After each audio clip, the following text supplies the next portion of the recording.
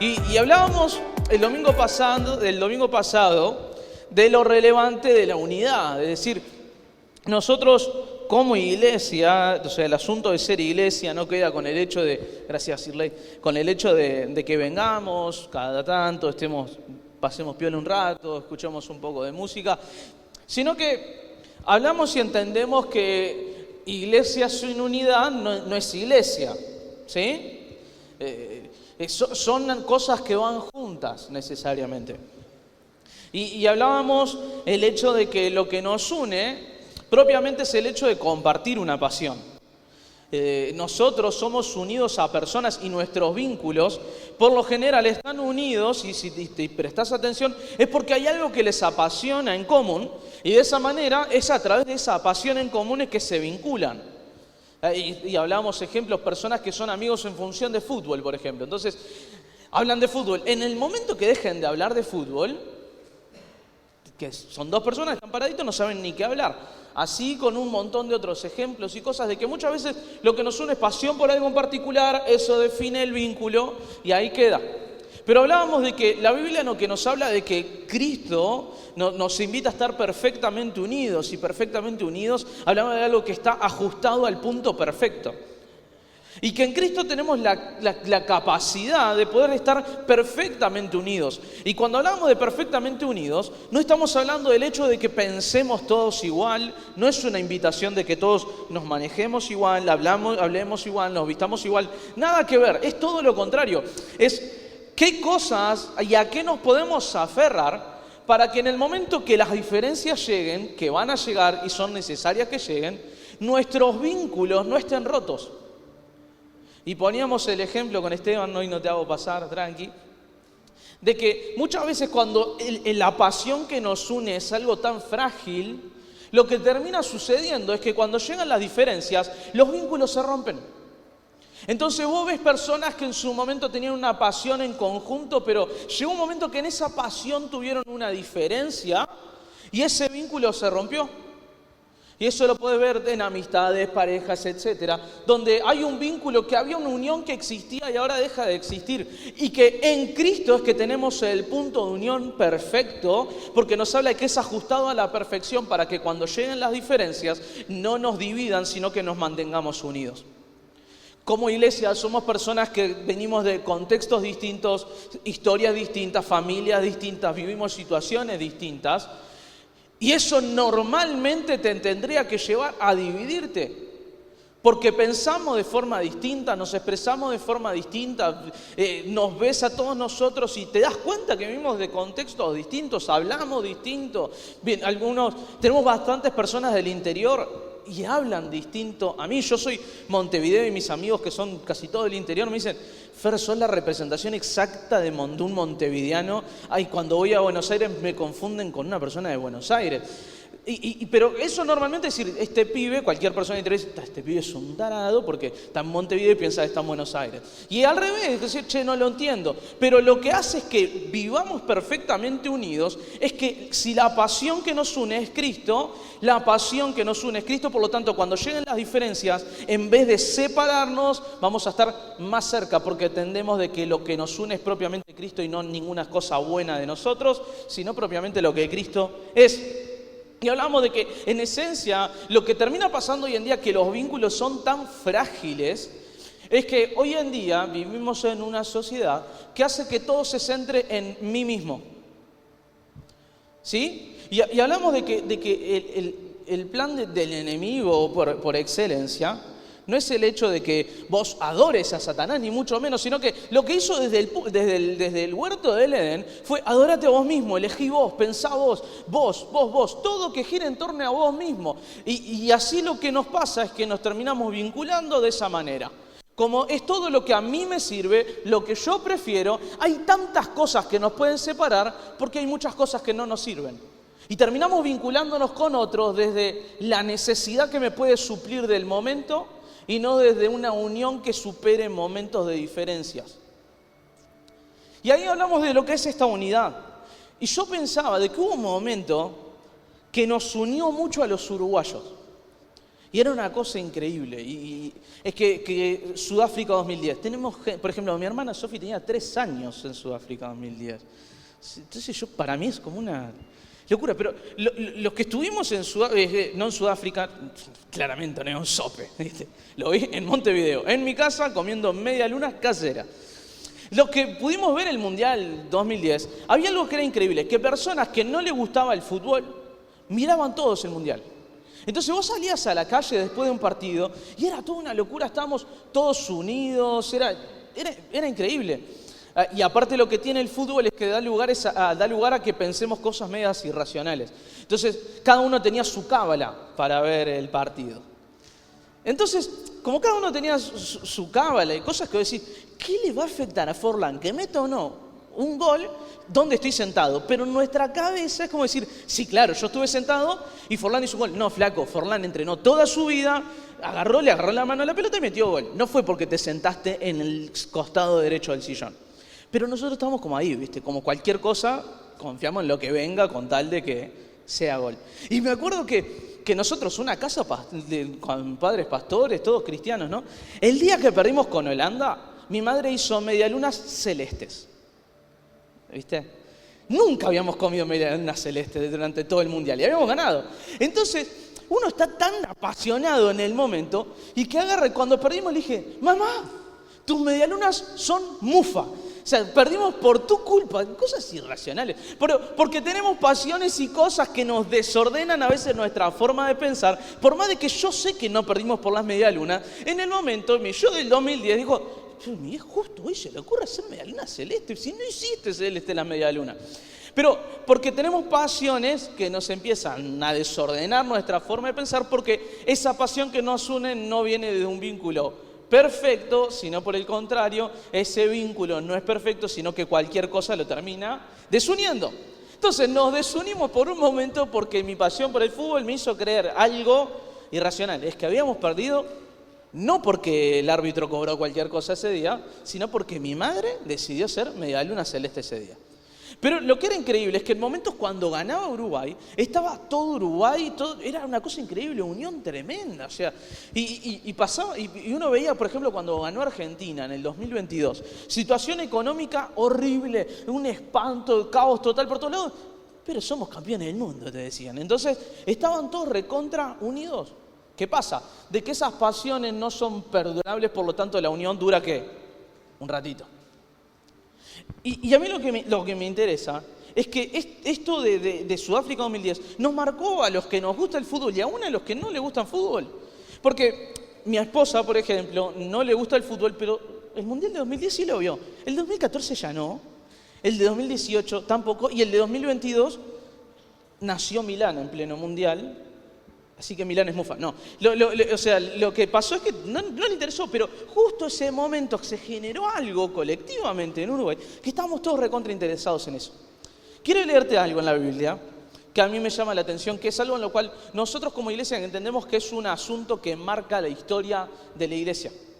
Está en Hechos capítulo 2. Y vamos a ver cómo este asunto que marca la iglesia no solamente en ese momento, sino que nos llega a nuestros días, y ese evento es algo que nos recuerda cuál es lo que Dios nos ha mandado, quién es quien nos empodera para hacer todo lo que nosotros podemos hacer hoy en día, y que está en Hechos 2. Y presten atención, dice, Hechos 2, vamos a leer los versículos del 1 al 4. Dice, cuando llegó el día de Pentecostés, estaban todos juntos. Dice, estaban todos juntos en el mismo lugar. De repente vino del cielo un ruido como el de una violenta ráfaga de viento y llenó toda la casa donde estaban reunidos. Aparecieron entonces unas lenguas como de fuego que se repartieron y se posaron sobre cada uno de ellos. Y el versículo 4 termina diciendo que y todos fueron llenos del Espíritu Santo. Y comenzaron a hablar en diferentes lenguas según el Espíritu les concedía expresarse. Entonces, estos a 50 días de Pascua, los judíos festejaban y festejan lo que es el recuerdo de la libertad que algún día tuvieron. Pero lo que pasa en Pascua es que muere Jesús, a los 3 días resucita y tenemos la resurrección el domingo de Pascua, resurrección de Cristo. 50 días después de eso están ahí. Cristo resucitó, estuvo con ellos, estuvo unos 40 días y ascensión y ahora están esperando. Lo que pasa y que me encanta es que dice que están todos juntos. Ellos están respondiendo a algo que Jesús les había dicho, que dice en Lucas 24:49, yo se los leo, no lo busque, dice: ahora voy a enviarles lo que ha prometido mi Padre, pero ustedes quédense en la ciudad hasta que sean revestidos de poder de lo alto. Entonces, están esperando lo que Jesús les dijo que tenían que esperar, y hay una actitud durante esos días de espera donde están todos juntos. Lo que más me llama la atención y más me gusta, que los momentos cruciales de la historia de la iglesia siempre anteceden a una unión increíble. Entonces, el momento que marca cuando el Espíritu Santo desciende sobre estas personas y a partir de ahora sí son capaces para hacer cosas que antes no, los encuentra en un estado donde estaban que todos juntos. O sea, estaban unánimes, estaban todos en la misma. Entonces, pasan 50 días y están en lo que es Pentecostés. Pentecostés para ellos lo que es algunos recuerdan lo que es la entrega de la ley de Moisés en el Sinaí, otros recuerdan y lo que hacen es agradecer por las cosechas, entonces cosechan lo que tanto plantaron, lo que tanto anhelaron, entonces lo cosechan y dan ofrendas porque dicen: Dios, esto que cosechamos es tuyo y te agradecemos. Y en ese contexto es que estaban todos esperando lo que Jesús les había prometido. Ahora, estaban todos juntos, llenó toda la casa, se posó sobre cada uno de ellos y todos fueron llenos. Entonces, ¿qué me habla? De que hay un grupo de personas en la cual no va a haber excepción de ninguno en lo que Dios termina queriendo hacer. Entonces vos tenés una fiesta familiar y suponete que te dicen: vamos a estar 10 días juntos. ¿Qué pasa, Rodri? No. Porque nos encanta estar en familia. Pero, vamos, 10 días. Vienen las tías de afuera, ¿viste? Que saben más de tu vecino que vos que estás al lado. Entonces, y vienen tus tías, vienen todo. Te dice: por 10 días van a estar todos juntos. Yo amo a mi familia. Está todo bien con mi familia. ¿Por 10 días? No. Nos vemos un ratito, si querés yo voy y vengo. 10 días no. Y estos tipos están 10 días, todos juntos, con una sola acción: esperar. Yo ya les he contado cómo es mi relación con la espera, ¿eh? O sea, yo voy a un Red Pagos, veo que hay fila y prefiero dar vueltas así, pero con tal de estar, yo no sé hacer fila. Y estos tipos lo que están haciendo por 10 días, ¿qué es? Esperar. ¿Ya vino? No. ¿Viste? Vamos, estamos todos unánimos orando. ¿Vino? Y viste, pegás una relojeada, porque capaz que uno ya llegó el espíritu de... Y no, 10 días. Entonces están los tipos 10 días y siguen todos juntos.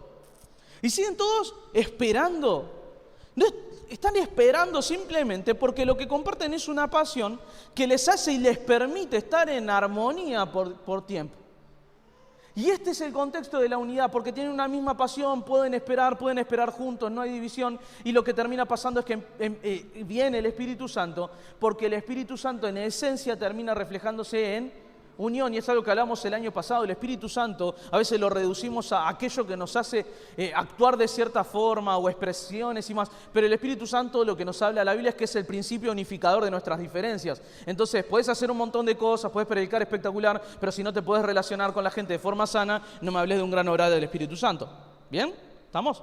Entonces, estos tipos están realmente esperando, están realmente unidos porque pueden esperar por unos días juntos, están en la misma, están unánimes, por lo tanto está la presencia de Dios, termina descendiendo y termina pasando lo que pasa. Increíble, hablan todos en lenguas que no hablaban. Si vemos el contexto de cuántos pueblos, cuánta gente de diferentes lugares hablaban de más de 20 lenguajes distintos, y el Espíritu Santo a través de ellos hace que hablen en las lenguas de 20 nacionalidades distintas.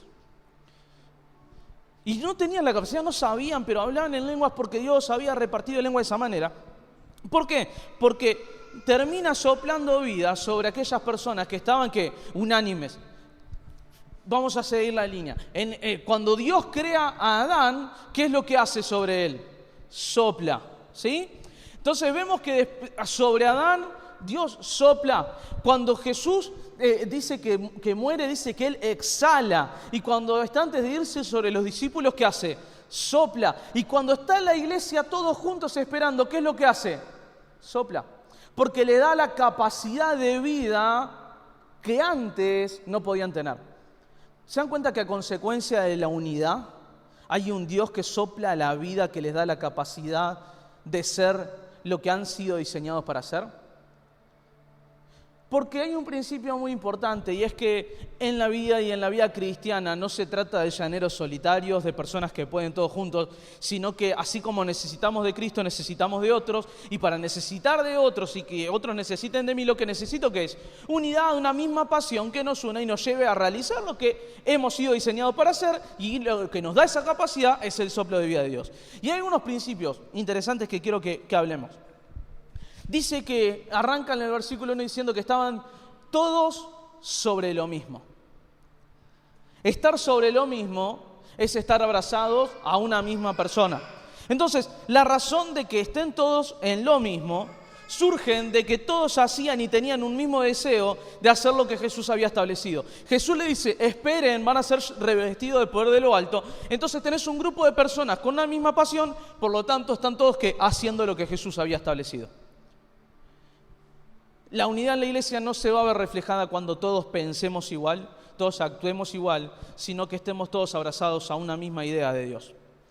Entonces, como estaban abrazados a Jesús, son personas que vieron o escucharon a Jesús que había resucitado, lo vieron a Jesús resucitado. Entonces, ¿cómo no van a creer en ese Dios que había resucitado y que les había dicho tienen que esperar todos juntos? El tema es que a veces queremos aspectos de Dios sin abrazar todos los aspectos de Dios. Entonces queremos abrazar las bendiciones de Dios, pero no abrazamos la unidad que Dios establece para que la bendición se desarrolle en la iglesia. Entonces, están abrazados a una misma persona sobre lo mismo. Tenían seguridad sobre lo que Dios quería.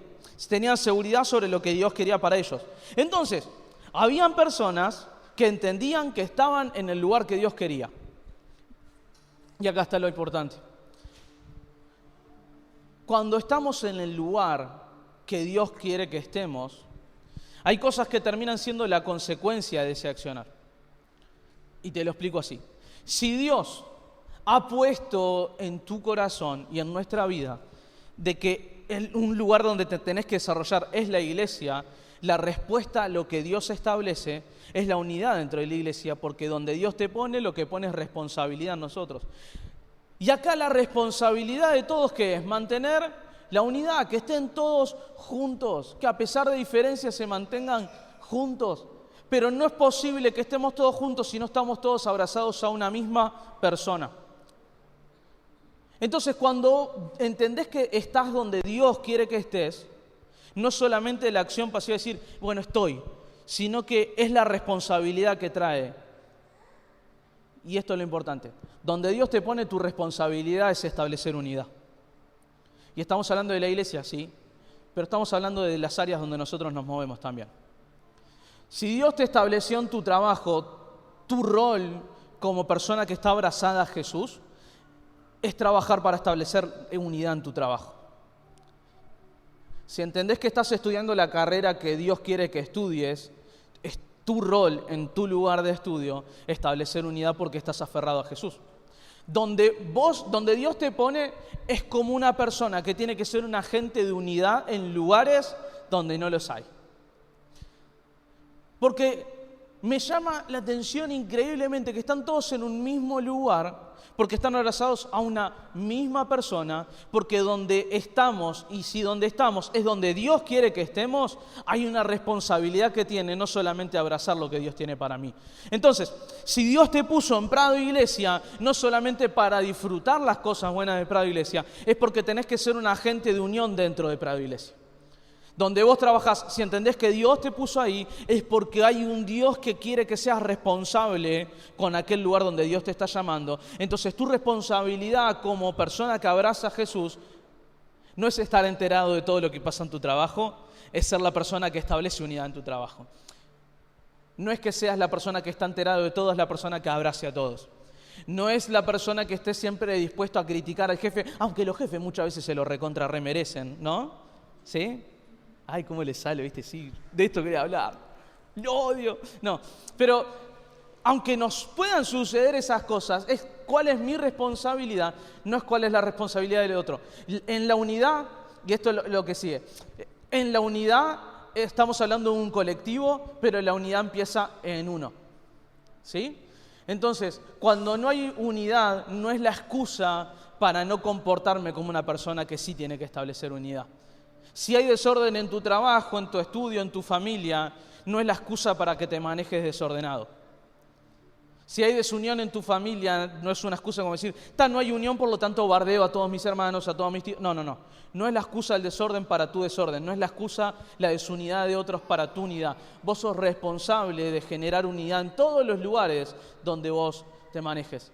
Porque donde Dios nos pone, Dios nos da responsabilidad. Porque tenemos que estar abrazados a una misma idea.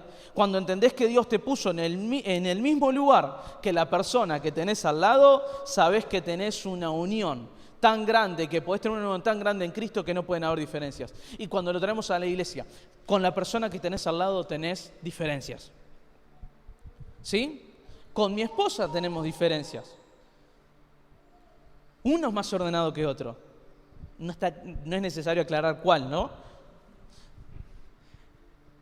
Tenemos diferencias, somos diferentes. Ahora, si estás en el lugar donde Dios quiere que estés, y si estás en Prado Iglesia hoy, la diferencia con la persona que tenés al lado no te puede desunir, tiene que ser aferrados a Cristo, el factor que nos termine uniendo, a pesar de nuestras diferencias. Me encanta que dice que se posó sobre cada uno de ellos. Es decir, la unidad es un conjunto, pero precisa de uno. Hay una frase en inglés que dice, Unity starts with you. Es decir, unidad empieza con U porque U suena como a you, que es vos. Entonces, unidad empieza en vos. Como personas que seguimos a Cristo, cuando nosotros vemos desunión, tenemos que ver no solo el diagnóstico de lo que pasa, sino a lo que Dios nos está llamando a cambiar. Entonces, cuando vemos desunión en diferentes lugares, tenemos que entender que la unidad empieza en uno y con uno. Y no buscar la excusa de lo que hace el colectivo para cómo me comporto. Entonces, cuando nosotros tenemos establecidos en Cristo qué es lo que tenemos que hacer, es irrelevante qué hace el que tengo al lado. Lo que es relevante es cómo puedo influenciar a quien tengo al lado y terminar siendo el factor de unión en medio de desunión, en medio de una sociedad donde cualquier cosa nos puede desunir. Porque la unidad empieza con uno. La unidad no es una decisión colectiva, empieza con una decisión individual. La unidad no se forma, no existen las decisiones colectivas. El grupo decidió, no, yo decidí dentro. Entonces nuestra disposición del corazón tiene que ser la de buscar siempre la unión, aunque del otro lado no haya respuesta. Porque muchas veces del otro lado no va a haber respuesta y es como capaz que salís re emocionado y decir, voy a buscar unidad en mi laburo. Entonces llegás re contento y decís, ¿cómo están? Y ya te recontra van a bardear y te vas a sentir medio como que te tratan hostil. Porque tu responsabilidad no depende de la respuesta de otros, tu responsabilidad depende de lo que Dios quiere establecer en vos. Nuestra responsabilidad no depende de cómo otros reaccionan, dependen de lo que entiendo que Dios quiere hacer conmigo. Entonces, en lugares de desunión no es relevante el diagnóstico, es relevante tu decisión. En los lugares donde te manejás y ves que decir, mi familia no tiene la unidad que debería tener, en donde vivo, en donde trabajo, en donde me muevo, que esté todo mal no es la excusa para actuar mal. Que esté todo mal te muestra tu responsabilidad y no tenemos que ser personas que den diagnósticos, tenemos que ser personas que den soluciones y que estén siempre dispuestos a dar la solución en medio de la desunión. Y así es como van funcionando. La iglesia debería ser el lugar de mayor unidad porque debería ser el lugar donde individualmente cada uno de nosotros deciden tener una disposición de su corazón siempre inclinada hacia la unidad. Lo otro me habla es que fueron todos llenos. Vieron que leímos el versículo que decía, dice que fue llena toda la casa. Y a veces pensamos, decimos, fue la casa, era el lugar. Y nosotros, te puede sonar raro porque es algo que decimos siempre, es que Dios dejó de habitar en lugares para habitar en personas. O sea, Dios no está en el templo, Dios quiere estar en vos y trabajar en vos. Entonces, cuando leo este pasaje, digo, ¿cómo que llenó la casa? Llenó un lugar. Y me llama la atención que la palabra casa viene del griego oikos, que oikos lo que significa es familia. Entonces, cuando dice que llenó toda la casa, no habla del lugar, habla de lo que compone el lugar. Ayer hablaba con unos amigos y decía que me parecía increíble que haya llegado gente a la iglesia cuando esto estaba todo roto. Entonces le mostré un video. Me olvidé de pasar el video ahí. Para que vean, para los nuevos, para que vean la porquería que era esto. Porque una vez que cambiamos el techo, era inmirable. Yo veía que llegaba gente nueva y me daba vergüenza en mi corazón, de verdad. Porque es como llegar invitar a alguien a tu casa, sí, anda al baño, está todo tirado. No. O sea, viene alguien a tu casa y está todo limpio. Podés tener la semana todo asqueroso, pero si viene alguien a casa, limpias. Entonces yo me sentía que yo estaba invitando gente a mi casa y era todo un desorden. O sea, no había pared de yeso, lo que veías era todo roto, veía que entraban las luces de afuera porque todavía... O sea, el techo hermoso, pero el resto era una porquería. O sea, la alfombra quedó con agujeros, era todo bloque, cuando se cayó la pared quedó una parte media abierta. Y en medio y me dicen, ¿hicieron culto con la iglesia así? Digo, sí, un asco, ¿viste? Y me pasaba eso, y algo que entendía en ese tiempo es que la casa no la compone el lugar, la casa la componen las personas que la habitan. Entonces, ediliciamente no era atractivo, pero tenía personas que tenían una disposición a una unidad que hacían que el lugar sea atractivo. Entonces, como el lugar lo componen las personas, dice que el Espíritu llenó la casa, o sea, llenó la familia, porque lo que hace el lugar son las personas que están dentro, no el edificio en sí mismo. Entonces, como fueron llenas todas las personas, me hablan de que todos tenían una misma disposición. Entonces, cuando entendemos en la iglesia que todos tenemos que tener la misma disposición, la respuesta siempre sería que hay un Espíritu que está orando constantemente. La llenura la experimentaron todos, y acá está lo importante, porque la unidad se expresa cuando todos en la familia tienen el mismo valor. Me encanta que en ese lugar estaban los apóstoles, ¿sí? O sea, estaban las personas que caminaron con Cristo, estaban los discípulos, caminaron con Cristo, impecable. Pero no dice la Biblia que primero fueron llenos los apóstoles y luego fueron llenos los demás. ¿Qué habla? De que de repente, o sea, estamos hablando de rápido, en un segundo, ¿fueron llenos quiénes? Todos, porque donde hay unidad no hay escala jerárquica, hay un mismo valor para todos. La unidad se expresa en la medida de que nosotros todos tomemos al de al lado con el mismo valor que tengo yo. ¿Y qué es lo que me habla esto?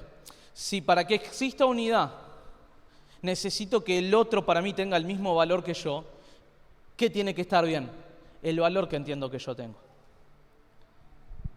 Hay veces que creemos que la unidad a veces no se termina desarrollando porque hay personas que se creen mucho, ¿sí? Y en parte es verdad, pero muchas veces se termina expresando porque hay personas que se sienten muy poco, entonces no saben tratar al otro como un valor de igualdad, entonces con un valor de unidad.